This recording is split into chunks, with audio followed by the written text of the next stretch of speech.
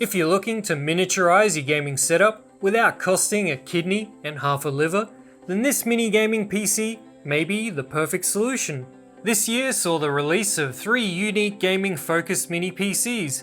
Being in the market for one myself, I whipped out the credit card, bought the lot, and compared them directly to see which one, if any, is a standout unit. Could it be the all-Intel NUC 12 enthusiast, the Intel Nvidia Minisforum NUC Xi7 hybrid, or the all-AMD Minisforum HX90G? Let's find out. The Minisforum Neptune HX90G features a Ryzen 5900HX 8-core CPU paired with a Radeon RX 6600M GPU. It is not the world's first mini PC with AMD discrete graphics. One example that comes to mind is Intel's Isla Canyon NUC released in 2019 with AMD Radeon 540X discrete graphics. Damn, that was one loud mini PC. While all 3 gaming minis this year aren't exactly oil paintings, the HX90G product images don't do it justice. It actually looks worse in person. It's a mishmash of patterns, shapes, and cutouts that don't gel together and make it look like some kind of Frankenstein mini PC. And the plasticky look and feel doesn't help in giving any sense of a premium product. Is this the most aesthetically challenged mini PC released this year? It's definitely sprinting for first spot. But as always, curious to hear your thoughts in the comments. On the bright side though, that's the biggest negative in what is a really good performer. In the box is a 262.2 watt power supply, yep, very specific, a vertical stand, power cord, and HDMI cable. Assembling the stand is easy enough. There's 2 sets of screws and you're done. The HX90G has a decent set of ports, a 5GB Type-C, mic and headphone jack, and 5GB Type-A. The back has 3 10GB USB ports, 2.5GB LAN, dual HDMI and DisplayPort, allowing for a total of 4 4K monitors. I bought the bare bones unit for $799 US, which requires DDR4 SODIMM memory, OS, and storage. Let's take a look inside the box, as I'm curious about its design and cooling. The HX90G isn't difficult to open, but the glued on rubber strips covering the screws are an annoyance. Once the 4 screws are out and the lid is off, you'll need to remove the 4 screws on this metal plate. Here are dual NVMe drives for storage. One is M.2 Gen 3, the other supports Gen 3 or SATA. No heat sinks or thermal pads for the M.2 storage drives are included. The Wi-Fi 6 card is easily replaceable if needed, and I'm happy to see the CMOS battery on this side of the board. The front I/O board is attached with a ribbon cable. Let's have a look underneath. The 4 standoff screws need to be removed. If you don't have a standoff adapter for your screwdriver, you're going to have a very bad time. Also, the front panel board needs to be unscrewed as well, and the Wi-Fi cables disconnected. Lifting it carefully out of the shell, and there it is. A nice large heatsink with an individual fan for the CPU and GPU. This, my friends, is a proper cooling solution. If you buy the HX90G with memory and storage, you'll get Windows 11 Pro pre-installed, but you can run Linux as well. My usual test of Ubuntu works straight off the USB. I also had a request to test Fedora, so I did, and it works fine. AMD provides good Linux drivers for their GPUs, so it's a good option here if Windows gaming isn't your main focus. As mentioned earlier, the HX90G will be compared against its direct competitors to get an idea of where it sits in the performance stack.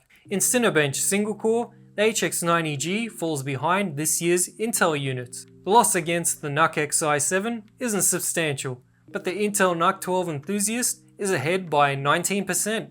Multicore is where the 5900HX does a bit better, pulling ahead of the NUC Xi7 by 14%, but it's still 16% behind Intel NUC 12 enthusiast. In video encoding though, the HX90G lags behind the other 2. NUC 12 enthusiast is way out in front, over 60%. For 3D Mark, I'm only going to compare the Minisforum units, as Intel Arc 3D Mark results are far from the reality in games, as you'll soon see. In DX11, the HX90G is behind the NUC Xi7 by 13%. In DX12, it's 22%.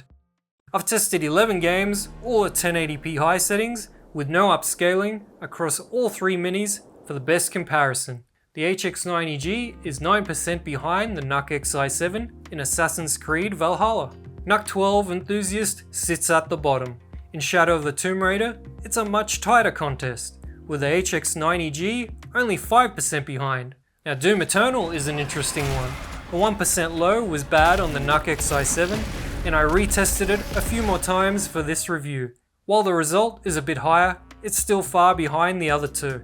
Even though the HX90G has the lowest average frame rate and is 16% behind the NUC Xi7, the 1% lows are much better and gives a smoother gaming experience. Personally, I'd give the win to the HX90G with this one.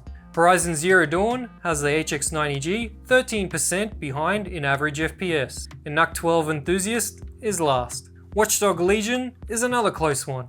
The HX90G loses out on 1% low to the NUC 12 Enthusiast and is 9% behind on average frame rate. With the esports title Valorant, the HX90G fell behind the other two, a 19% drop, which is one of the bigger ones. In Cyberpunk, NUC Xi7 is the clear leader. HX90G is 13% behind. The 1% lows in Forza Horizon 5 was a poor result for the HX90G. I'd rather game on the NUC 12 Enthusiast here, even if the average is lower, for a smoother experience. And God of War, the HX90G is the winner in my book with the smoothest gameplay. Marvel Spider-Man is finally a win for the NUC 12 Enthusiast. Quick, buy one before it sells out. To the Robmobile! The HX90G is behind by 8% against its main rival. And in Uncharted Legacy Collection, it's back to the usual podium finish. Now for the results. I don't recommend the NUC 12 Enthusiast at all, so I'm comparing performance between the two Minisforum units. Averaging out the percentages, the HX90G is 11% behind in average FPS, and 4% in the 1% lows. Yet it's 22% cheaper. When it comes to bang for buck in gaming, the HX90G is a clear choice. Can't say the same for emulation though. But before we get into that, the RX 6600M GPU can be pushed further with an overclock by using an app like MSI Afterburner if you want a bit more performance. As an example, this scene is 90 frames per second. If I up the power limit by 20%, it goes up to 91. And then if I up the clock speed, it goes up to 94. Around a 5% gain in frame rate in this title. However, attempting to overclock the GPU memory results in the 6600M defaulting to safe mode, so no go on that front. Depending on the quality of your silicon, you may be able to up the clock speed without needing too much of a power increase. So back to emulation. The Intel CPUs do a much better job than the Ryzen 5000 series. I tested 3 games in RCPS3 that support unlocked frame rates, and the comparison shows the Intel units, well, they're clearly ahead. Motorstorm especially doesn't run too well on the HX90G.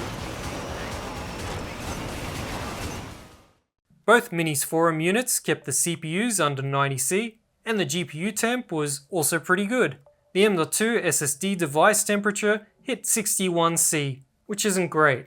Idle power draw is again similar between the two Minisforum gaming units, but max power draw went up. The NUC Xi7 has the best performance per watt in gaming. As for the NUC 12 Enthusiast, well, better not to say anything. Oh, and before I forget, unlike the NUC Xi7, the integrated graphics are accessible. Where the HX90G excels is with noise levels. It's quiet no matter what.